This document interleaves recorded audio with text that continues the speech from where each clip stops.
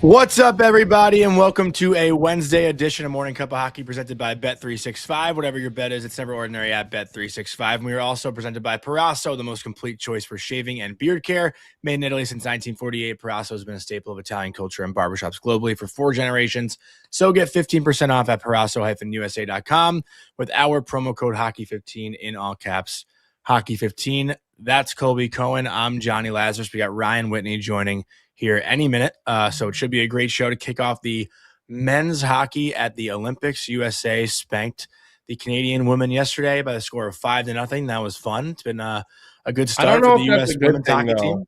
Why? Like, I'm not convinced that beating them up like that in the round robin is necessarily a good thing. I mean, I don't know. That was like a complete butt whooping. Like, yeah, no, I get it. I'm just saying you're gonna have to play them again in the gold medal game, and listen, it's hard to beat a team in the same tournament 2 times in a row. Mm-hmm. Now, granted, the U.S. has seemingly kind of pulled away right now, and let's not forget, no Marie Philippe Poulin. I don't know exactly how you say it. She's actually, I just call her Marie. She's a BU kid, so I just call her Marie.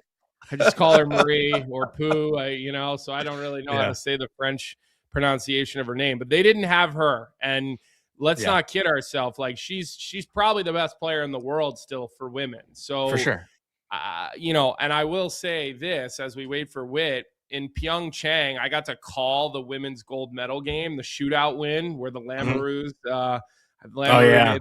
that was that backhand forehand. I was doing NBC Sports Radio for that Olympics, so I got to do all the men's U.S. games, women's U.S. games, and the gold medal games. Mm-hmm. That was a pretty fun game to call. It was. It was a cool to be a part of just because of that rivalry. Like, I don't watch a ton of women's hockey, Johnny. I'm not like a big consumer of it, but I could tell you, like, U.S. versus Canada, doesn't really matter whether it's women's sled hockey, like curling, like it just doesn't matter. It's fun to watch. I mean, it is. Yeah, we'll park that a little bit for now. We're going to bring on Whit because Ryan Whitney is here, ready to go. We're going to talk about Olympics. We'll talk about the Beanpot. I actually want to talk to Whit about the Beanpot. I know you were there. Were your kids just screaming, fuck BU, BC sucks the whole way home from that game, or what? That was like craziest environment. Yeah. Can you guys hear me? I don't know, because my connection was a little weird. Am I all right? We got you. Yep. Yeah, we got you. I'll show you, Colby. Ryder. There was it was ugly. Where's my camera? There he is. It was ugly. He's pissed. He was just disgusted. He was disgusted, as was I. Disappointing. Always really cool to go to a Beanpot final, especially when it's BU-BC. Makes it a little more special. Get out to the quick lead thinking, okay, here we go. BC got spanked Friday, which I didn't like, by Vermont because I knew they'd be ready to go. And then the second 2 periods, it wasn't even close. So it was upsetting, to say the least. I was sitting on the couch in the same posture as him watching that game. It's such a frustrating team to watch this year, and I've done games for both.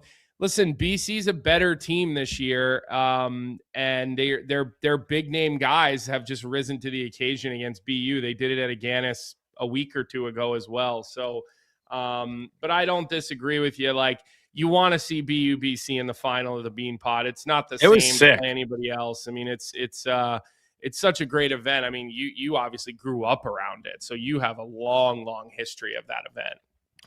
Yeah, and then seeing it in person, right, you kind of brings back memories about how lucky and happy I was that I got to experience that. Now, the landscape of college hockey is so different.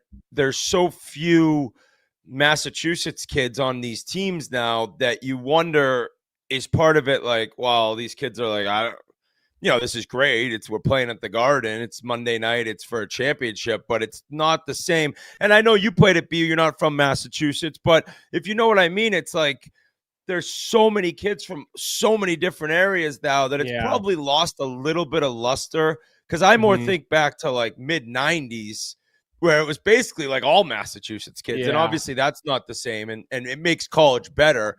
But for that night, it was just it was a bummer. BC, their season's been weird because at the beginning of the year they weren't great. I thought they looked good. I like their D. Both teams seem to be playing 7D, which as a defenseman, sucks. That's the worst. But BC's like that Finnish kid they brought in. Yeah, he looks a lot more effective than Tynan Lawrence does. So yeah, I don't know. agree. Like, I feel like they could do some damage if they get goaltending. I like that Slovakian freshman D they have. I think Fortescue's going to be. Yeah, I think Fortescue's going to be a solid NHL player. I do. I almost was saying Rob Scuderi. Maybe it's BC more. Like, you're not going to get a ton of offense. Just you almost don't notice him, and it's a compliment. And he can skate, so it's a good team. And it just sucks that BU was on the losing side of that again. Well, it's funny that you're talking about this sort of the geographical part of it, because I had no idea what the Beanpot was growing up. It's not like it was on TV in Villanova or in Philadelphia, PA. So I didn't know what it was until I went on my first ever, visit. And yeah, the game was cool. Like, it was exciting to be at the game for the Beanpot win, but the dugout after was why I was so excited as a freshman to go play in the Beanpot, because I'm like, okay, if we win tonight, what we get to do after will be more fun than anything I've ever done in my life. And so that was honestly part of why I was, as a freshman, like ready to go through a wall to try to win the Beanpot. We lost my freshman year in like double overtime. Gerby fucking scored, that little prick. Such a good player, but such a prick to play against. And so that was pretty devastating. But that was like the carrot for me that first year. Yeah, the dugout, which was a bar on campus that you were only allowed to go to 2 times a year, and that was after the Beanpot games if you won, I guess. And so I remember too, the seniors would get dropped off at the BU bridge. They'd get to walk. We'd have to take their gear and unpack it. Kind of a cool tradition. So yeah, that made it pretty special. But it's a great 2 nights in February. It's cool. It's Monday right after the Super Bowl. You go in, you get 1 ticket for both games. And yeah, I think people from outside Boston kind of chirp it once in a while, like, who cares? It's 4 teams. But it's a tradition that was, for me growing up, like, oh my God, if I could ever play in the Beanpot. And I think that was the case for a lot of kids. That's the same bar that Jack O'Callahan was talking with you guys. Yes. Week, yes. right? He was saying that he used to bartend there. Yeah, that story was unbelievable. He go from practice at BU to the bar and like all of his, like, that's why it's just so different. But, Whit, this time of year, obviously you play in the Olympics. You've been talking to Jack O'Callahan. Did you watch that documentary? You saw the Netflix documentary? Yes, I watched it. It was actually after we interviewed him. I wasn't able to catch it before. And I loved it. I can't get enough of that story. I understand people who, especially Canadians, who are like, all right, I'm over this. But there was a lot of stuff that like you didn't really know. And that was the coolest part. Like, I also thought the video and the way that it looked so clear, and they found this footage that had apparently been in like a trailer or like one of those pods that's at some point been lost, like all the footage from that game and how clear it was. That was so cool. And just to know, like, we found out that same Russian team like came over, they had beat the NHL All-Stars beforehand, and next year they were waxing teams in North America again. It was truly like the best team in the world.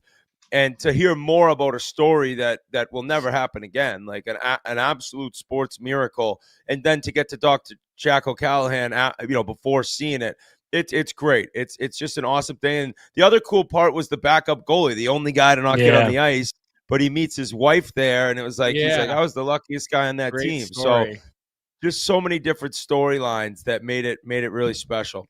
It's funny, Johnny, too, like, and Whit, my wife knows Rizzo. We've just crossed paths with him in so many random places. And like on my honeymoon years ago, Rizzo just so happened to be in Maui at the same time. And he was just like holding court at like the pool. And I'm like looking over and I'm like, who's this guy in long black pants and a black t-shirt at the pool in Maui? And I'm like, that's fucking Rizzo. He was getting paid. He was getting paid an arm and a leg to be there to speak to some group of people or whatever. And so he sat with us for a little bit. My wife gets to know him, and then we're watching the documentary, and she's like, it's so ironic that he's the guy who gets the big goal, because when you look at these guys, Now, granted, my wife's a South Philly girl from a South Philly Italian girl, right? Like she kind of knows that look and what those guys look like. And she looks at Rizzo and on the documentary and she's like, how is he a hockey player? He should have been like hanging around with like, my family back in the day in South Philly, like not playing hockey. Like it just, it's funny seeing him with all those guys. Those guys still look like athletes, a lot of them. I love Rizzo to death. He didn't look like an athlete. No. And then I didn't know that, in Winthrop, what did he say? There was 16 people living in his house, his cousins and his aunts and uncles. It's like, and a lot of different backgrounds, and seeing guys who, we're talking about whether it was their mother and Jim Craig who passed away, or Ken Morrow, his dad had passed away, and what they meant. That was a hard just part so for me many to watch. Yeah. Yeah. So many cool storylines and stuff that I didn't know. And so when you learn something new about such a legendary story, it made for a really cool documentary.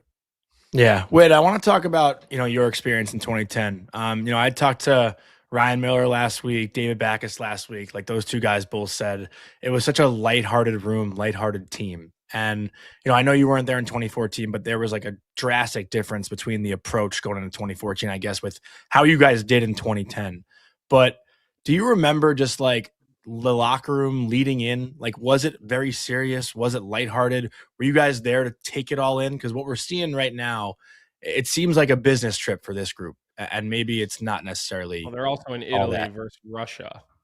No, they were in Canada. You were in Vancouver. Vancouver. Yeah, I was in Van. I remember it was just a great group of guys, right? And you were together. There was like 40-ish guys in Chicago in the summer. We didn't even skate. It was just like getting to know each other. And or did we skate? Yeah, I think we might have skated.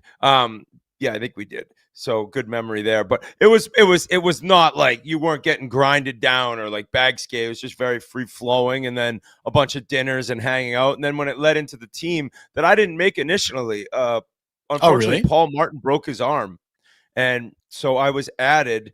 And I knew a bunch of the guys, but right away it was a great group. It was like, Chris Drury was a leader, Brian Rafalski, who I knew he was really good, right? I'd seen him in New Jersey, played against him in Detroit, but that tournament, I don't know if you guys remember, he's sick. He was maybe the best defenseman in the tournament. It was crazy.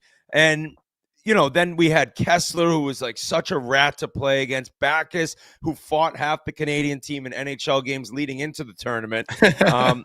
And it all came together. And Ryan Miller was just, it was the performance of a lifetime, a 2-week performance. You couldn't score on him. His numbers were insane. His confidence, he was so dialed.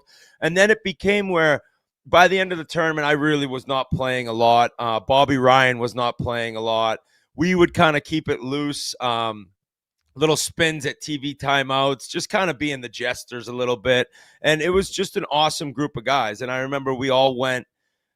The day before the gold medal game was the women's gold medal game. We all went to that. Phil Kessel had a plate of nachos with cheese all over it. We were playing like 12 hours later. It was just some great memories, and unfortunately it didn't end. But the moment of Parisi scoring is something I'll never forget. I actually blacked out. When you get up quick or you're jumping around and you're like, whoa. Like when I sat down, I was having the spins, and then going to the locker room, you're like, we got this. And Sidney friggin' Crosby, right? It was like meant to be that he'd score that goal. But the team was awesome. It was great people, everyone willing to not play nearly what their role usually was in the Olympics, in the NHL, besides a few guys. And that's the case when it's best on best. That's what you need to have, is people willing to say, hey, like if I got to play 2 minutes, like I'm representing my country. I'm on this team. It's an honor to be here. And that's what we had. Let me ask you this, Whit, because I read Chris Pronger's article yesterday. He was great on your show, and he's really kind of been stepping out lately with opinions and things like that, which, hey, when you're Chris Pronger, you could literally say whatever you want. It's not like when I'm shooting my mouth off and people are rolling their eyes. It's a little bit different. So, and Biz thinks it's Ben Barr. Yeah, exactly. But he talked about how it took them time throughout the tournament to accept their role. And yesterday, we seen lines come out, and it looks like Jack Hughes might be playing on the fourth line. Clayton Keller looks like he may be the odd man out, which I don't necessarily agree with how they're doing that stuff. But, I also think Mike Sullivan knows what he's doing. And so, you got to give him the benefit of the doubt that he has a plan. At least that's how I start. At what point of the tournament, because you talked about how you weren't really playing that much, was it difficult to accept that and to buy into that? Because, at the end of the day, you guys are still ultra competitive guys who are fucking the best at what you do. And I feel like that's sort of a difficult thing, I would think, for a lot of guys. Yeah. I feel like the best teams, it's not evident at all that guys are feeling that way. And it seems like Canada's been great at that because they've oftentimes had maybe even a little bit more than the US, super high level first line guys that don't end up playing big roles. I think the United States is great at that as well. For me personally, I didn't have my game. I started the tournament playing more on a higher pairing. Didn't play great against Switzerland. Tortorella was the D coach, and it was evident. I understood that. I'm like, these guys are playing way better than me. Now, if you're a guy that feels at the top of his game and feels that he's kind of getting shafted a little bit, maybe it'd be more difficult. That's unfair for me to say because I wasn't in that position. I just knew, well, this is clear. I'm watching the games. I got to be honest with myself. I'm not playing at the level that Orpik was at the time, that Ryan Suter was incredible. It was just a group that was kind of playing above and beyond where I was at. So I got it. And then I was sitting there, what can I do to help this team? What can I do to keep the mood light and basically be as good of a teammate as I can? I think that it's definitely tough, right? You run the power play on your NHL team. Right now, if you're Clayton Keller, yeah, it's oh my God. And part of it is probably I believe that I can make a difference. Now, probably not great thing to say about myself, but I didn't at the time feel that way. It sucks. I was also not the same player, also had some injuries, and I kind of knew I can't do what these guys are doing right now. So if you're on the other side, it would be way more difficult, but that's when it's check your ego, man. It is what it is. And maybe a different coach would have you on the second line. You'd be on the second power play, but that's just how it works. So are you more would you rather be on vacation, or would you rather be here playing 3 minutes a game or not playing at all? That's the question. I feel like most guys, if not all, would rather be there with the chance to win a gold, whether they're playing an enormous role or whether they're a guy who's trying to keep the team loose and stay real positive with energy. But I guess to your point too, in your own experience, how do you not defer to certain guys, right? If you might check your own ego at the door, but you don't know that Jack Eichel's doing that, you don't know that Auston Matthews. But Jack Eichel's a guy that there are certain guys. How do you not defer to those guys though if you're playing with them? That's a good question, but there are certain guys on these teams, say US Canada with the most depth. Yeah. There are guys that I don't, and I love it if you're sitting there saying, oh, I could do what he's doing, but most of the time you can't. You look at Matthews, you look at Eichel, both Tkachuk brothers. I mean, you start looking at even that third line with Thompson, Raymond, and who's on the wing there? It's Thompson, Larkin, Thompson. Who else? Kyle Connor. So that would be one that maybe Keller's all right, well, Connor didn't even play in the championship game last year. But what does that do? It's wasted energy. It's the coach has made up his mind. I can, in practice, go as hard as I can, make plays, the shifts I get in the game, try to make a difference. But in the end, it's what can I control here? I have no control over this. Do what I can and then kind of eat it no matter what happens. But there are certain players that no matter what, they are going to be in the roles that they're at the start of the tournament. Mm-hmm. With that too, you look at Canada's roster right now, and that first power play unit. Have you seen it? It's McDavid, Crosby, Makar, McKinnon, and Reinhart. I don't know how. What do they think? No Celebrini, no Celebrini. But I don't know. I just. Anyone killing against that unit, I just don't know how you even. There's only one puck though, Johnny. How do you even approach that kill though? There's weapons everywhere. How would you coach against that? I mean, I was never much of a PK guy, so I'm not gonna give a thought there besides try to stay out of the penalty box. Yeah. Listen, as like an American fan, you can't look at the Canadian. Yeah. You can't look at the Canadian forwards and not be a little intimidated, but you can't look at the American D and say there's anyone better, and goaltending wise. So it's like, yeah, like if we get a ton of penalties, we play Canada, we play anyone with a ton of penalties and we're going to the box, like we're in trouble big time against Canada. But if we can play like sound defensive hockey and not turn it over at the blue lines, grind teams, use our we have plenty of depth up front too. We don't have that superstar talent. We don't have the Stanley Cup rings. We don't have all that, but we have 6 defensemen that put together are easily the best 6, 7 in the tournament, and play with a great goalie and play that way and shut teams down. You're not going to shut them down, but if you can limit them, frustrate them, that's your goal, is winning a low-scoring game. I mean, if the U.S. plays Canada in the gold medal game, which is so far away, like people are kind of penciling that in. It's like that is so far from being certain. But if they did, and it's 6-4 final, like we're not winning that game. I would say no. But if you're telling me it's 3-1 with an empty netter, all right, I'll take that. I'll take that. And so you can't look at it and say there's any way to really stop that. I don't know what happens in terms of. All right, then we lost. Wait, I think we might have lost your audio. We lost your audio, Whit. Yeah, I don't know what happened there. That's weird. We had you. We lost your audio. What I was going to say, Johnny, is he's sort of fixing up there. Go ahead, Whit. Say something. See if he's fixing his settings. Yeah, we lost his audio. What I was going to say, as Whit's trying to figure that out, Johnny, I wanted to ask both of you guys, and I want to hear from the chat on this one as well. Can we just agree that both teams on paper are better than they were at the Four Nations? I look at both rosters, and I think they both made upgrades. Obviously, the U.S. gets Quinn Hughes back. Like that's I mean, that is no small thing. I guess you can't defend that then. Yeah, in the world back, you added Clayton Keller. Who again doesn't look like he's going to play right away, but you now have healthy Tkachuk.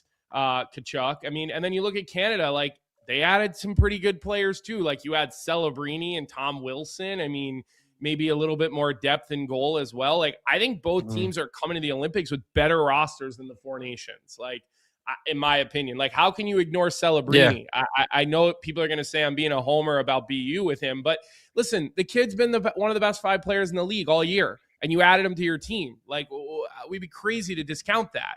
Like I know Brian Burke made a slight at him and said, well, it's not the World Juniors. Well, yeah, I mean, I don't think anybody thinks it is. Like he's a fucking superstar already. Mm-hmm. Yeah. Can you guys hear me? Yep, we got you. Yeah. Okay. Yeah. They're a great team. Going back to the American defensemen,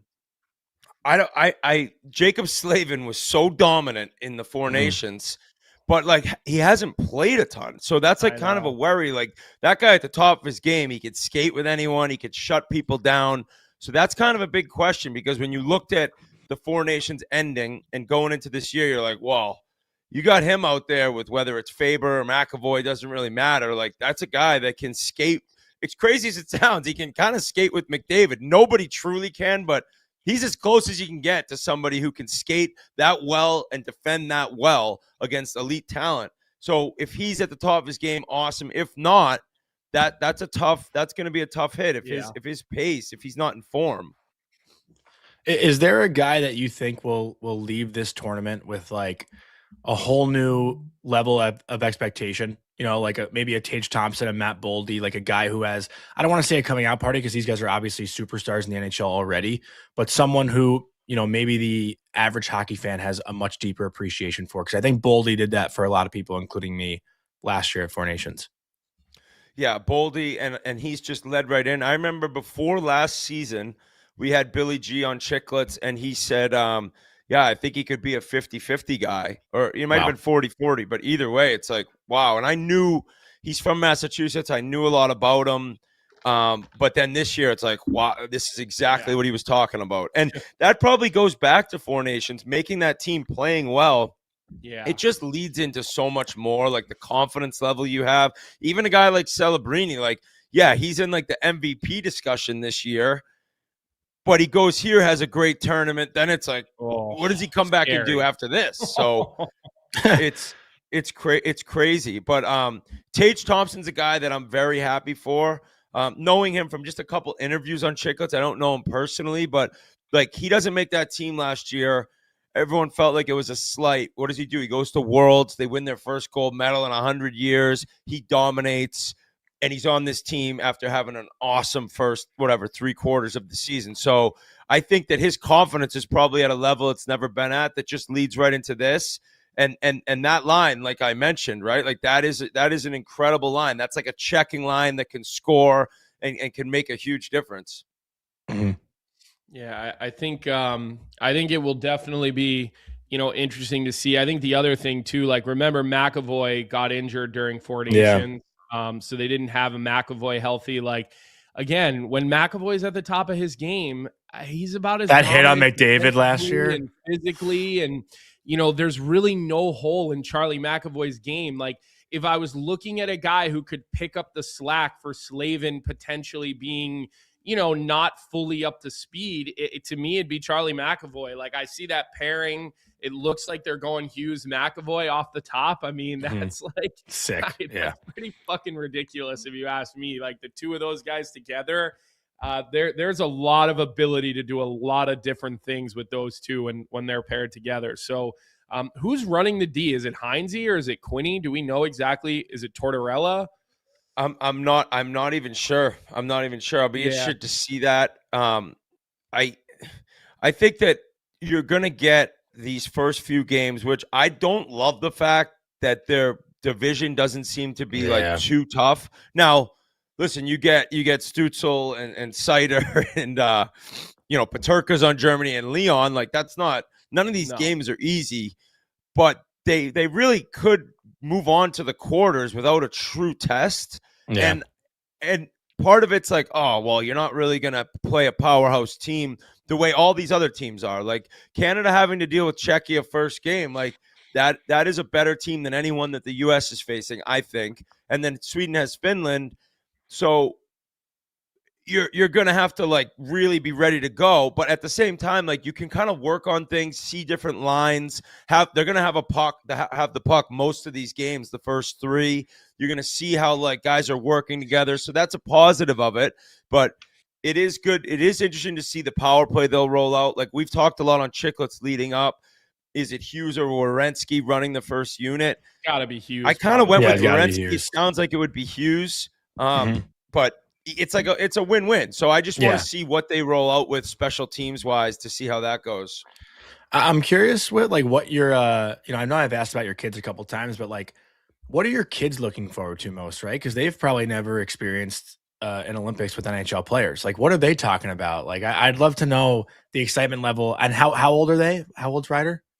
Ryder just turned 8. Wyatt just turned 5. Cal's 1. So Ryder like knows the guys' names. He likes watching the games, but he'll just be excited to watch Team USA. Like I don't know if he even thinks of a huge difference between this or when I put on like World Juniors around Christmas time. He's just like, oh, Team USA, this is great. So he doesn't know anything other, he doesn't remember the last Olympics or anything, but I've been pumping it up and saying how cool it'll be and explaining how long there hasn't been NHL players in the Olympics and how cool it is. And so I think that it'll just be great when he gets to see Team USA and then notice like, oh, Auston Matthews, the Tkachuks and Eichel, like, and be like, wow, that, he hasn't seen that yet. So it's safe for kids a little older. I'm sure there's some 8-year-olds that are way more into it than my son. But if you look at like 10, 11, 12, man, that's the age I was the 96 World Cup. And that is something that I'll never forget. And like the 2 out of 3 series that the U.S. won and seeing, Guerin and Tkachuk and Mike Richter and Brian Leetch, like I was at an age where I was a little older to really get it and appreciate it.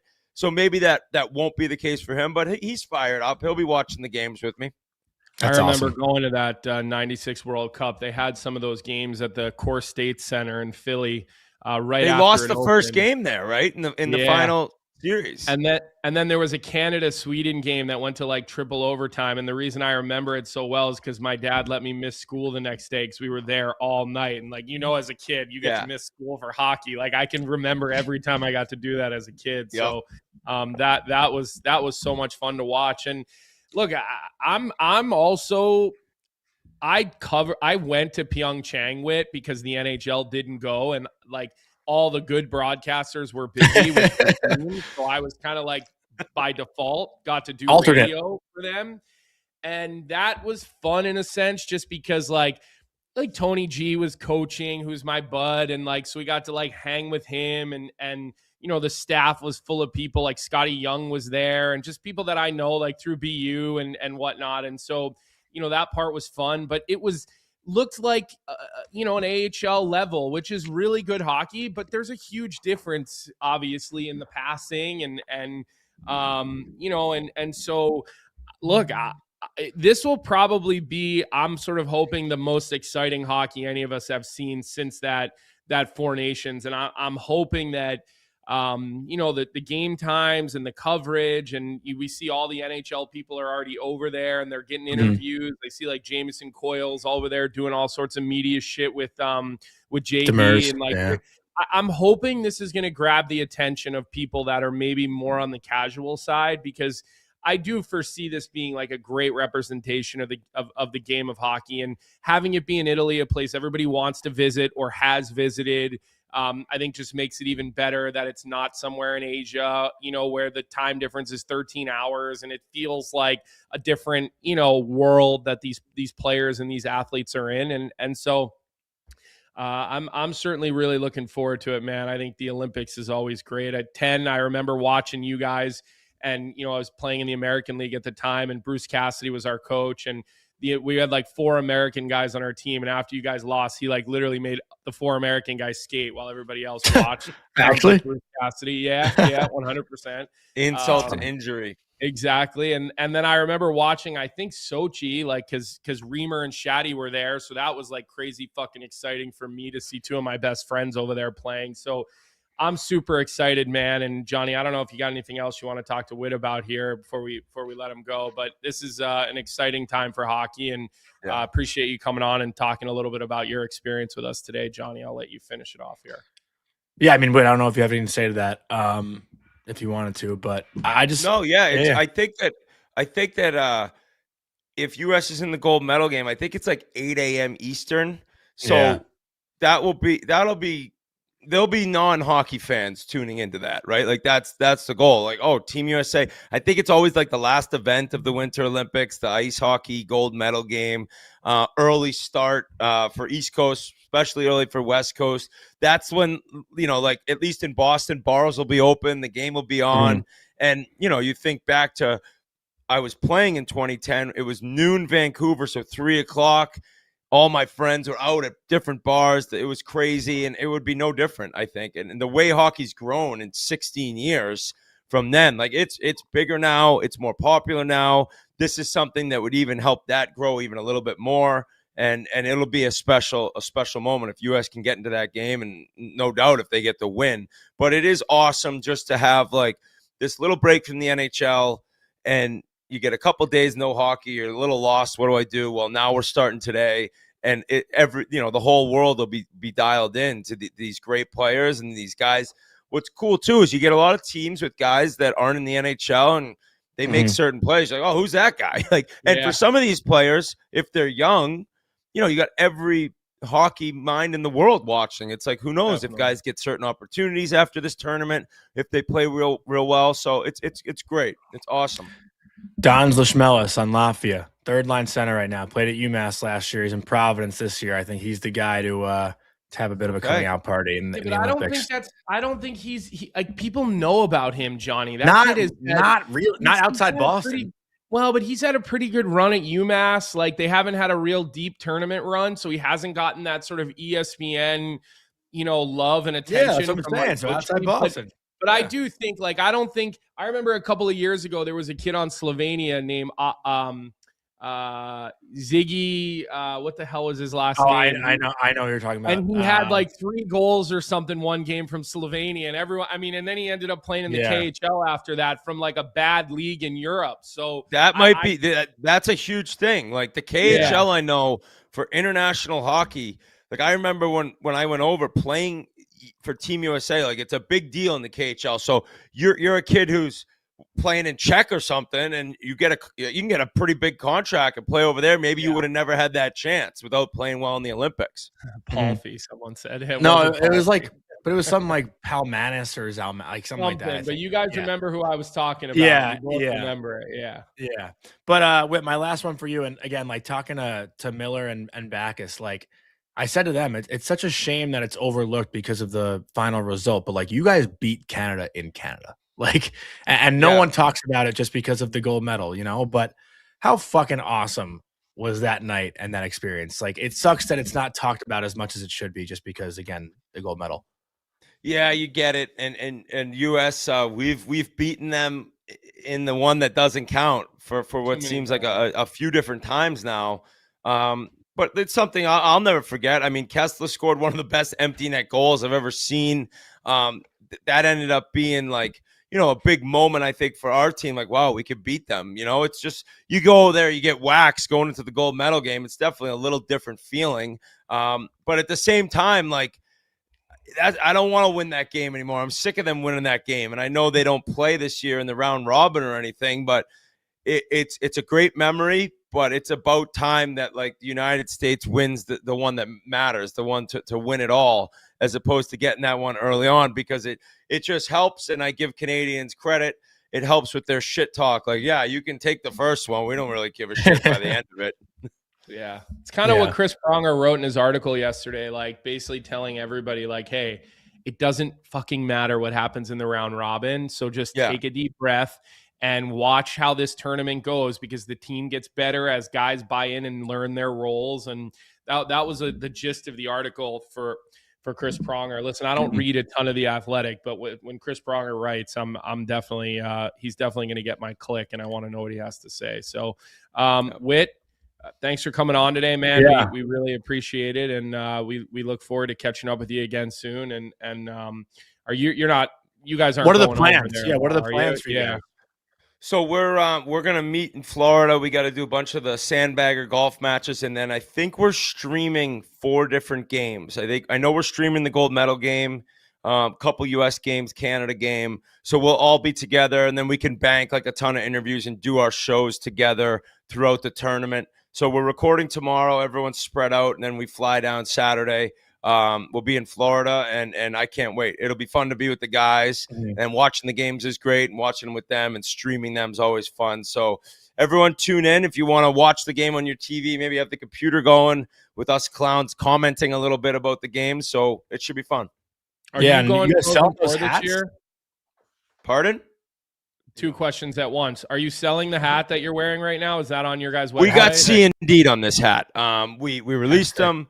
And a quick C&D came. I don't know. I was like, I don't know why it's C&D. USA is pretty standard, but I guess it was the hockey player in the middle that got a C&D. Great hat, but I've had a lot of people reach out. How do I get that hat? Which sucks because it means with that many people asking me, we probably would have sold a ton of them. But those were C&D. They will not be for sale. Okay, and the Penn State collab is up and for sale, right? Yeah, we went there for the outdoor game. Then that night, McKenna knocked out some clown. So it was an interesting weekend. I hope everything sold out when he did that, because it seems like that was the right decision that he made. So, Whit, thanks, man. We really appreciate it, and hopefully we'll see you at the Frozen Four this year. If not, we'll catch up with you soon. Anytime, boys. See you later. Thanks, Whit. Be good. Right. Enjoy Florida. All righty. Couple comments in the chat. People are commenting about Matthews being the captain, and I actually saw some tweets about it, and some people tagged me in it. Look, I think when you have a guy who is just captain of your team at the Four Nations, I've said this before, like, he wouldn't have been my choice, but one thing that the players have kind of told me, and some guys have kind of said to me privately that I didn't know, is that, you know, we kind of make fun of Auston Matthews quite a bit. No, we do. Not we. Well, I would say we, like, I think a lot of people, you are scared to make fun of anybody, but, you know, we talk about Auston Matthews, you know, and we kind of question him at times and we give him a lot of shit. But, you know, from talking to some of the guys that play on the team, like, the guys do have an immense amount of respect for Auston and what he does. Yeah. And so I would say this is one of those times where, you know, we probably have to look at the people who make these decisions and the players that are actually inside the locker room. And we have to probably say, okay, you have a lot of smart people involved who have been around this game for a very long time, a number of people who are Hall of Famers, players. They're guys who are coached, managed. You've got a number of players who will be Hall of Famers one day on this team. If all of these people think that that's the right decision, I may not agree, okay? But I'm going to go ahead and say that I'm probably in the wrong here. There's a reason that all these other people that I respect feel that way. They probably know what they're doing. I also do believe that if you were to make a change on that, you create a story throughout this tournament that you just don't need to create. You know, you just don't need to create. And, you know, I think just, again, in conversation with some people, you know who the alpha is when you walk into that room. Everybody's an alpha normally, but then you go into that room and there's only going to be one, maybe two that are the top class of the alphas, right? And I think that's probably something that we, as people who aren't in the locker room, we won't understand and we don't have to understand. So I wasn't surprised. If you all recall, I said that Auston Matthews would remain as captain of this team and no changes would be made.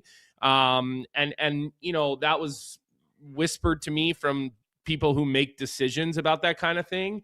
And so, look, we'll see. It's not that different than the conversations we had, Johnny, where we said Matthews would start the tournament in the top two lines as a centerman. And Detroit Red Wings fans got very upset with me. I think Dylan Larkin is in the perfect spot on the perfect line. You know, maybe I would make a change there and I maybe would have had Keller there instead of Kyle Connor. But I think maybe the idea here is, okay, you took confidence from Kyle Connor when you scratched him. So maybe they're looking at it now saying we've got to kind of show Kyle Connor some love and get him sort of bought into this team. Because if they're going to win, they're going to need goals from that line, right? So I can understand why they're starting the way that they are.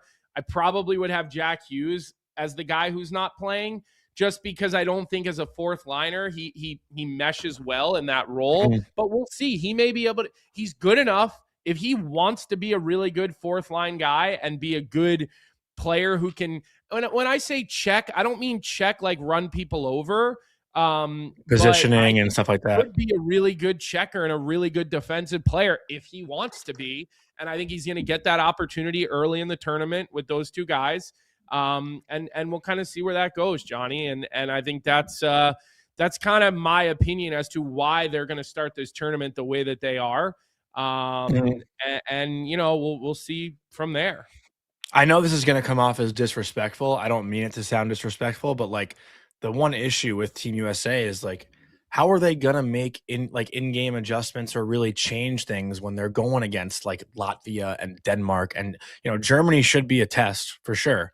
But do you really think there's going to be moments in the game where they have to like shuffle lines against these teams? Well, like they're going to. I don't know but Johnny, I don't know if it's a bad thing that you're going to be able to get these lines out and start building some chemistry, and you're going to be able to work through some things against a little bit lower end. But don't be shocked if in those early games in the tournament you see Mike Sullivan trying just switch things up. Like, if you see a period that you don't like, you're probably going to quickly make some changes. Like, this is not long enough to really sit on certain things, right? And so I think it affords you the opportunity to work through some things. Like, I think you can look at it on either side of the ledger, and you can come up with pros and cons either way, in my opinion. And so I think at the end of the day, like, this is what they've been dealt.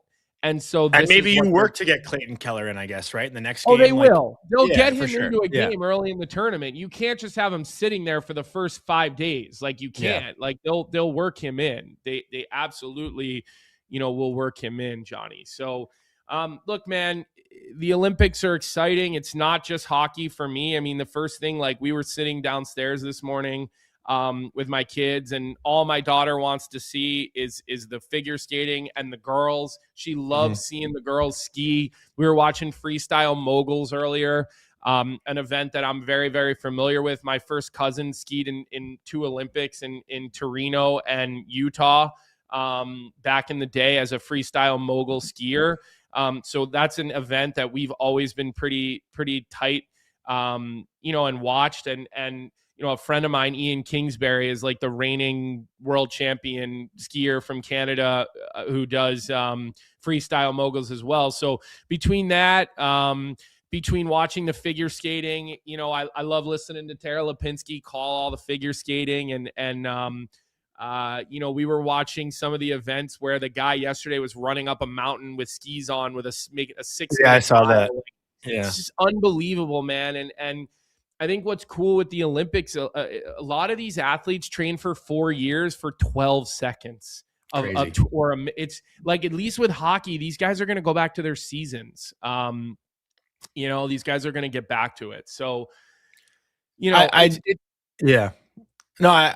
continue. Finish your thought. Sorry. I was just going to say, I personally I really love watching the Olympics and my daughter getting really into it. Hey, that's cool. We know Johnny Mosley as well, little Willie. He's an awesome guy. He used to do that dinner roll. He was a freestyle mogul skier back in the day, and he had the dinner roll trick. He was the first guy to do it. But my kid, Sloan is loving watching the Olympics with me right now, and just sitting there watching the ice dancing. And I don't know. Like, I don't know if it's just because of the way my family sort of grew up watching the Olympics because of my cousin or what, but it's on TV right now in my house, absolutely dominating. We're watching, all the different events on demand, and it's kind of like 24/7 here right now with the Olympics. So I love this time of year. And personally, Johnny, like, I like the Winter Olympics better than the Summer Olympics. Me too. I love the gymnastics. I like swimming, and I even like some of the running. It's pretty exciting. No basketball? Running. I'm not a big basketball guy. The last basketball Olympics were insane.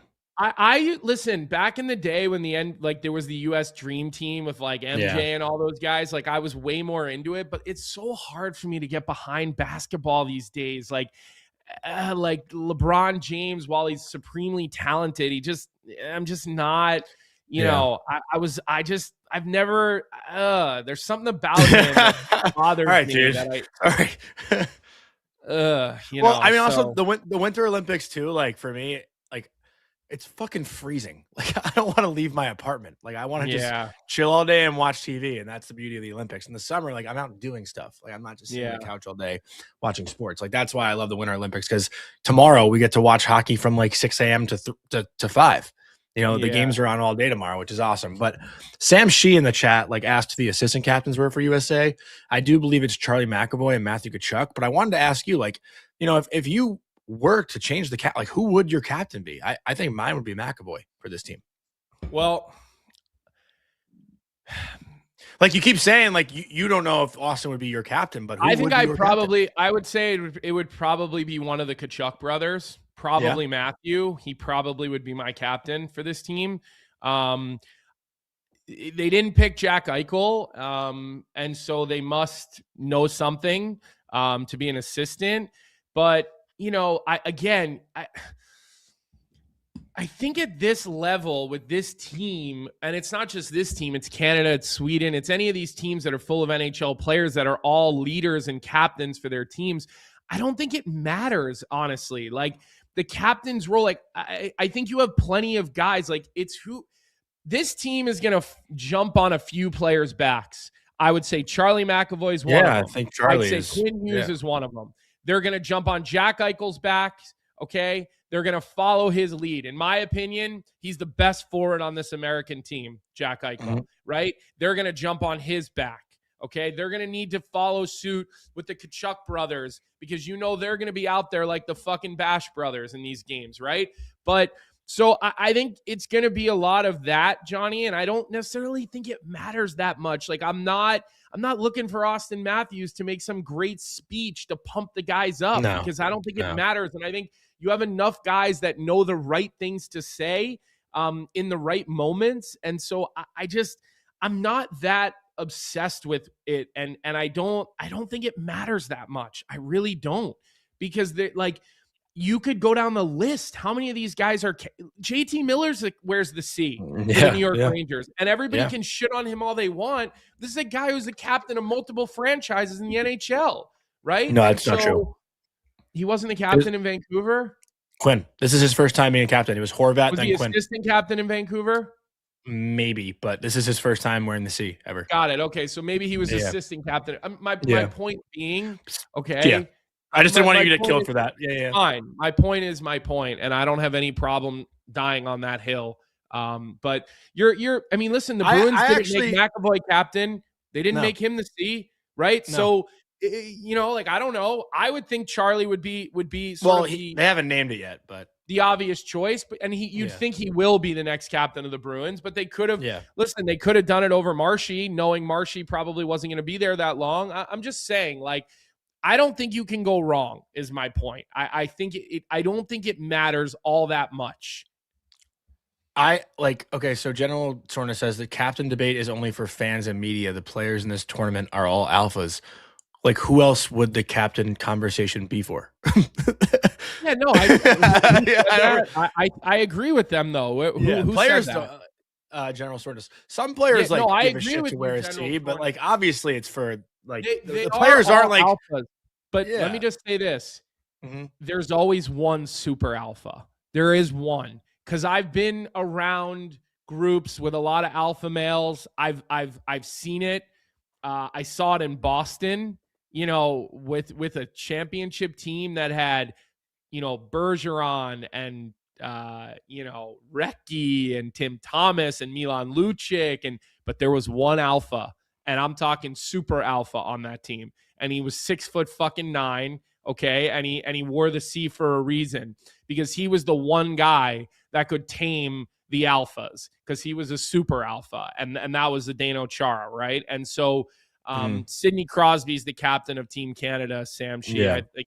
That's it. And so I do I don't think you're getting dunked on here at all, General. No, yeah. I was just like, again, like you don't need a letter on your jersey to lead.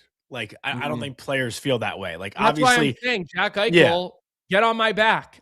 Jack Eichel's going to have to be the best player for Team USA if they're going to win a gold medal at forward. Like he is going to have to be so dominant as a center for this team to win. And listen, and so will Auston Matthews. He is going to have to fucking pull on his big pants here and be the guy who, became a superstar a number of years ago. And so, I just think that I hear what you're saying, Mechanicsville, saying when you have the right guy as captain, it makes a difference. That's true. Agree with you. That is true. But this would be a little bit of an exception to that rule, because you have multiple guys on your team that are captains, right? You do. You have multiple guys that lead franchises, and you've got guys who have won. Jack Eichel's an assistant captain with a Stanley Cup, okay? So, there's different ways to kind of look at it. Does having Sidney Crosby be your captain give you a little bit of an advantage? Yes, in the sense that Sidney Crosby has played in this tournament a number of times and won this tournament, right? And he's come from young pup to older statesman in this tournament. So similarly to, again, that article I keep referencing by Chris Pronger. So, all that type of stuff is part of it. And last question for you. We'll see. Last question for you. Which guy on the U.S. roster has the most to prove in this tournament? Well, I mean, the most to prove, You know, I guess I could probably point fingers right at Kyle Connor. I mean, Kyle Connor is a guy who scores how many goals a year in the National Hockey League? 35 to 40, probably. So, I mean, maybe even 45. I think I'd put Kyle Connor in that conversation. I'm looking right now, a 41. I mean, you know, it's a almost 50 goal scorer in the NHL. Last year he had 41 goals and he kind of faded out. I think some people in the chat are talking about Hellebuyck. I think that's a very, very fair. He's got to show he can win the big one. But I think you could put Auston Matthews and Jack Eichel in that same conversation. Like, not Eichel. You want to be. Yes, you do, because Johnny. Really? Like, but he's got the cup. He's showed. I understand the big moments. This is another level. Jack Hughes is a good one too. You know, this is another level above it. Like, I think you can pretty much look at a lot of different players, Johnny, and you can, like, I could give you reasons for a dozen players on this team why it's super important to their legacy or to their future or for how we talk about guys. Like, if Auston Matthews wins a gold medal and he plays a great tournament, I think a lot of people who give him a lot of grief, and I'm one of them, have to kind of say, you know what? In a big moment around the best players, look what Auston Matthews did. You know what I mean? So I can make that argument for him. I've sat here and I've said that I think Jack Eichel is the most complete center in the NHL. Now, Macklin Celebrini might be giving him a little bit of a run for his money right now. I've said McKinnon's better offensively. I've said McDavid's better offensively. I just have said, I think when you look at the three zones, I think Eichel has become a premier guy in that spot. And I think he's closer to those two guys than people want to talk about. Well, now let's find out if he gets to go head to head against him in a gold medal game. Right. And so, I think I could probably give you a pretty reasonable argument for a lot of players feeling that way, Johnny. Well, Vic just wrote in our chat, if USA wins gold, I don't think Hellebuyck's in net. That's just me. Like, and that right there says to me everything that needs to be said about Hellebuyck. Yeah. Right. Like, you know, I've listened to a lot of shows that are concerned about Connor Hellebuyck and if he's the guy that can help the US win gold. This is the guy who won the Vezina and the MVP of the NHL last year. Like, he needs to win the big one. He has to. To me, it's how can I argue it? How can I argue it? I can't argue anything you just said. I've seen some Jack Hughes and while Hughes is not asked to be the guy on this team. I don't think you're going to get a leading scorer performance from Jack Hughes. Listen, that's not what his role is. Jack Hughes is. For sure. The guy's been walking around with a fucking claw all year. How healthy really is this guy? He probably shouldn't be there. He probably should not be there. Yeah. I don't really know how to ask this question, but I guess, is there anyone in jeopardy of like the Adam Fox treatment? Someone who maybe disappoints that like their stock totally, I don't want to say plummets, but like maybe their respect dwindles a little bit after this? Jack Hughes. I think Jack Hughes. You think it's Jack? Yeah, I think Jack Hughes. But again, there's factors around that, right? And so, you know, we'll see if anybody plays themselves out of that situation.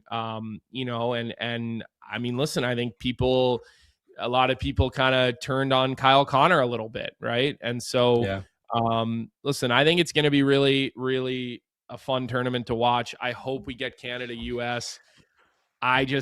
Johnny, I hope I'm wrong. It's hard to see Canada losing. I want to be wrong because I think this US team, I mean, like, you look at when Witt got added to the Olympic team, the D were like Paul Martin and Tim Gleason and Witt, and like, this is a lot different. And that's no disrespect. Paul Martin's an unreal guy. I mean, I've had an opportunity to get to know him a little bit, and he's a great guy.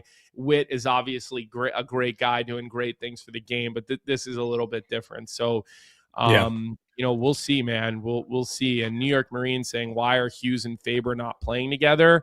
Probably just because everybody wants to recreate that shutdown magic. I think that's probably why. But don't be shocked if they don't end up together at some point. I mean, this is a tournament where we're going to see some different things. We're going to see some different things. So I have no problem with the pairs right now. Yeah, I don't either. It's They're hard loaded. to argue it. It's hard to argue it. And like I keep saying, I'm giving them the benefit of the doubt that there's a reason why they're doing everything they're doing in regards to this lineup for starters. Like I talked about Kyle Connor. Would I probably like to see Keller in that spot? I would. But trying to build Connor's confidence and show him some love after, I think that's a smart move. Get him in early. Maybe you get him on the score sheet early against Latvia or one of these other games, and now all of a sudden Kyle Connor's feeling good against himself. And now you've got one of the most lethal goal scorers in the NHL feeling confident. And I think that's important. And that's what you want. I have one, not necessarily hot take, but one take about the lineup. I'm wondering if you have any, I guess, quote unquote takes about the lineup. But my prediction is that by the quarterfinal or medal rounds, whatever, Tage Thompson's on the first power play unit. I have a feeling that Tage is going to have a really good tournament. And his shot is probably, he's got the best one-time threat, I would think, on this team. Can anyone hammer a one-timer harder than Tage Thompson on this roster? Probably not. No. I think Tage Thompson's going to end up in the first power play. Being the quarterback at the top, like dishing. I don't think that's a hot take. I don't. This is also, again, like, let's see how Tage does at this level. This is going to be all new for him. This level of hockey. This is going to be all new for him. I know. Different. I was just saying he's played like World Juniors. That's different. It's different. This is a whole new level. So we'll see, Johnny. Okay. We will see. Any other thoughts? I know we want to give some love to our sponsor, Out West. You're wearing that really cool, brand new, limited edition for the Olympics. Zakara Performance hoodie from Out West. We talk about it all the time. It's one of the. This way a little bit. Yeah, this What's is beautiful. It says states on it. The embroidery is absolutely beautiful. I just want you guys to know something. I bought this. Okay, I saw them marketing this on their website, and I went on their website and bought this. They did not send this to me for free, and we were not planning on talking about them as a sponsor today. But we just wanted to give, our pal Wes and the company some love because, this is my favorite sweatshirt. As you guys know, I wear these all the time. I love that the logo's on the arm. The fabric is absolutely fucking ridiculously comfortable, but the States thing is really cool. It feels like all the other Team USA stuff looks the same, Johnny. So this is a very cool, very, very cool hoodie that they did, limited edition, as you mentioned. And today is my first day rocking it. And it came in the mail yesterday, but like I said, I physically purchased this. This was not sent to me to showcase by the company because I just like the product so much. And I think it's really cool. So, Vic, maybe you could throw Out West's website in the chat. If you just search Out West Golf, you'll find it, but this hoodie is absolutely sick. They have it in blue and black. I'm wearing it in black. And so definitely want to get your hands on this if you can before it sells out. And that's better than any ad read that I could have done because we truly do love Out West. It's all organic. Not an ad read. Yeah. That's not an ad read. Yeah. So I'll probably wear mine tomorrow. Mine's at Emily's right now. I've been wearing it as like a pajama kind of thing. But that'll be a sweatshirt that I'm rocking throughout the entire Olympics. I guess let's get into our Bet365 bet of the night. Whatever your bet is, it's never ordinary. Okay. Go ahead. Go through your bet. Go through your bet. Bet365, whatever your bet is, it's never ordinary at Bet365. Download the app and get in on the game. You must be 19 or older. Right now, looking at Olympic leading scorers. So the player to have the most goals throughout the entire Olympics. And I think the best value is Jake Guentzel. Jake Guentzel of Team USA is plus 5,000 on Bet365 to be the leading scorer in the Olympics. Guentzel had 3 goals in 4 nations last year. He's playing first line on Team USA. He's playing first power play. Team USA probably has the easiest schedule in the preliminary rounds. Got to think Guentzel is going to find his way to put home at least 5 in the first 3 games. So Jake Guentzel, to me, is the best bet for leading scorer in the Olympics. And Colby, I will kick it back to you. So, look, this is something I really wrestled with everyone, and we kind of talked through it before the show. You all know that I've been missing a lot of shows lately, and I missed Friday's show, which I had planned on being on, and I just wanted to share this with all you.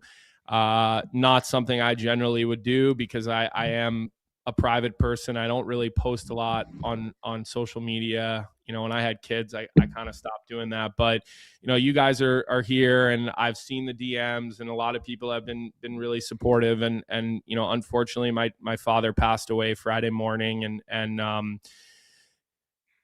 was watching that Miracle documentary on Sunday, Johnny. Like, I couldn't watch the Super Bowl because it's just something that, my dad and I always watch together since, I've had the opportunity to. So like, I couldn't even turn it on. And I watched the documentary, and I'll tell you, man, like, seeing those guys get choked up, just talking about their parents, and it kind of hit me pretty hard, because it just was like, wow. So I guess 40 years, I'm going to still probably have the same reaction when I see the photos and some of the things from, all the great memories, because you just, you don't make it as a professional athlete without your parents. So tough to talk about, especially publicly. 'Cause like I said, not something I generally do. I don't post stuff on social media about my family. I just kind of always left that stuff out. But, you guys are here with us every morning. You know when I'm not here, and you guys know I've been dealing with it a little bit. And